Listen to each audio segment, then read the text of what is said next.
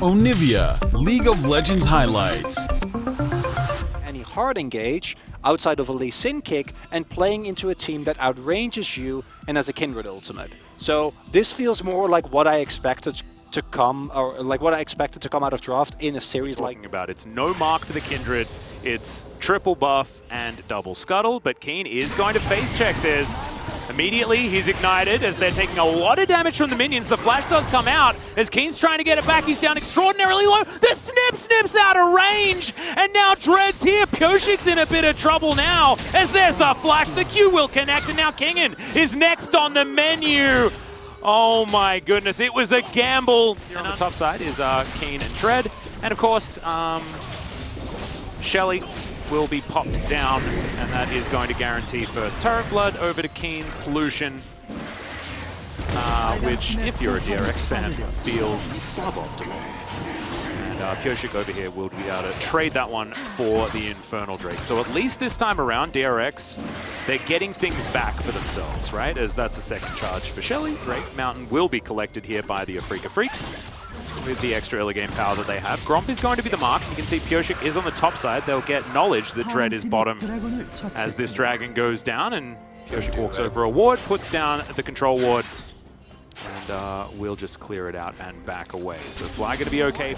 I like the sort of swirl and rip. That's such a nostalgia thing, right? Where you're like, when it was happening, like, oh, Cloud Soul again. And I really miss them. Yeah, really miss them. It's like me and Dutch Weather. It's like, that's Chains of Corruption landing, and the Glacial Fissure is going to come through as well. Sonic Wave doesn't connect, but that's a lot of poke damage down onto DRX, and Pyoshik especially, but he does still have Lamb's Respite.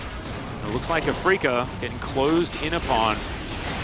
As Becca goes in, Zenith Blade is there, Super Mega Death Rocket connects onto just Dread. As Keen is going to give Becca and Kingen a back massage. That's about all it is right here. And now, it's DRX able to turn onto the 3 members of Afreeca Freecs. Afreeca now moving on over, not going to quite find the Shockwave as Lamb's Respite comes in. Pyoshik gets the heal back, and Afreeca still finding it. Leo gets the empowered Q. And goodbye, Pyoshik. Took a long time for a kill to actually come in there. The jostling for position was ridiculous, but Afreeca, they don't find the Drake, but they do find the kill. It's a high-risk play by DRX, and actually I think... More of that side lane style. I think this is the first time we've seen Nash's second here in the LCK. It was the thing that I really wanted first, is Bao taking so much damage here. As actually, we're also going to connect the Chains of Corruption. Becca has to break his stopwatch, but I don't even know whether it's going to be enough. Still taking so much damage, and Leo, just the tip is enough to take down the Leona. His namesake. It felt a bit weird saying Leo took down Leo, but it happened as there is a back stopped by Pyoshik. Is the final, and Pyoshik has ultimate as well there, right? Like I don't think he thought that would hit because it was like just the end of the arrow that clips him. But agree with you. Maybe he's just really good. Like I don't really consider that option. Yep. There's just this one guy on the balance team that just looks at his solo queue and he's like, oh no, you have 4, don't be greedy. They could take it in a turret, but as you mentioned, the Baron was on the cards, and therefore, Kingen's going to be able to get a free back here. So getting ran around the map here, and this is exactly what we were talking about. Good. DRX can. Kingen knew that it wasn't the time yet. We'd only just ticked over as, okay, pop goes the Pyoshik. Not even allowed to press his R button. Okay, no respite for you. And now, Kingen is forced to come back with the rest of the team, and this is the problem. If Afreeca is successful, then they get to take free dragons like this. And this is where I guess the Dragon fight actually pays off, because now they don't lose soul point, they just lose, or sorry, they don't lose soul, they just lose soul point. It's something. It's not great. What we need is for Afreeca to pass the test that Harmalife Esports failed, which was actually committing to taking a Baron and being decisive. Because if you're indecisive, Kingen does this, where he just takes your entire base. And now Afreeca, they have started it off. Are they going to commit is the question, as Kingen back into the fog of war. And Leo, of course, he's got his Edge of Night. He's actually feeling pretty comfortable here, as there's the turn. The teleport comes in from Kingen, though, so the punish is not going to be massive. Becca, though, gets tagged with the Q. He's going to get taken down. Dread does go gold, and the rest of the team wrapping around, though, as there's the kick flash. Bao picks up the kill with the flash, though, and there's the shockwave. It's decent, but not quite enough, as Pyoshik this time presses the R button. hanging out there in that Lambswell spike to keep himself alive. BIS or not, as there are a couple of little wardy things here. But the Baron has been started off yet again. Some vision available here, as we can see. As Becker and Kingen going on over, and there's a control ward in the pit now. It is going to be a 50-50, but it's won by Dread. No, it wasn't, in fact, because that was Kingen. The dive done in, so not able to get there was Pioshik, and that is just going to be Baron picked up for free by the Afreeca Freecs. And that one you can afford to give away, but if you get Soul as well, it might very well be game over for DRX. Ocean Soul is so incredibly valuable. Teleport coming in here. They're all running towards the Drake pit.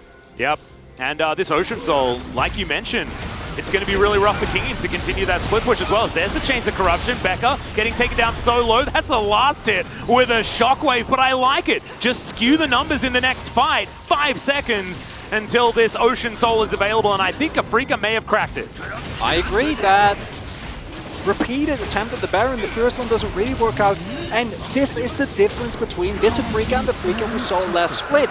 The consistency. They know, sure, doesn't work out the first time. They don't go for a green play. They just say, we set up the vision, we set up the Baron in the exact same way, we play it out cleanly, and it's working out perfectly. Now they have the Ocean Soul. Their fighting power is incredibly hard to deal with, and it's going to take a Hail Mary play from DRX, which they are setting up for. Yep, Pioshik. He was spotted, but Afreeca are just going to wander towards the inhibitors. As you may expect, flies bottom lane, but he's got teleport. As Kane, he can dash 400 different times. I think it is, right? No, Gale Force. Yeah, it's a boat. Sorry. Yeah. You're absolutely correct. As Kane just culls some people. Kingen's going to be able to put down his circle, and he'll be absolutely fine as the rest of Afreeca looking to continue the push. And taken down quite low. A possible opportunity here. As Pioshik has to ult. Oh no, that's a lot of their power missing. Chains of Corruption have been put on cooldown though, and the culling's not available just yet. Kingen looking to take down Kane, but he has to move out of his circle, and it's a bit too dangerous. Fly cops some needlework, but of course Kingen can't proc the next one. He's too far away. This inhibitor down to 50%. Afreeca slowly but surely just trying to lock this one down, and DRX just look like they don't really know how to answer this. Just taking poke over and over again as Kingen will clear out vision, but that is not the same as actually flanking. DRX, I mean, yes, they have made sure that Afreeca have left. No issue there at all. Shockwave not going to be able to find the mark as Q connects onto Pioshik. Doesn't have ult, remember, but survives for so long. The flash out, and Dread's going to survive. You thought it was a whiff Shockwave, but in the end it's successful as Fly goes golden. There's the knockup from the Glacial Fissure. Solka uses his, but he is going to be taken down. Zonya's not enough. And DRX now limping towards their fountain. Kane, I think accidentally attacked a minion there, but Becker is just going to be given a free pass at this moment. It may not stop these Nexus turrets from just evaporating to the double 80 carries out of Afreeca. Kingen gets slowed down, another circle is in place, but Kane's very keen on getting into it. There's the kick into the fountain for Bao, who's now trying to find some rockets, but it ain't going to work.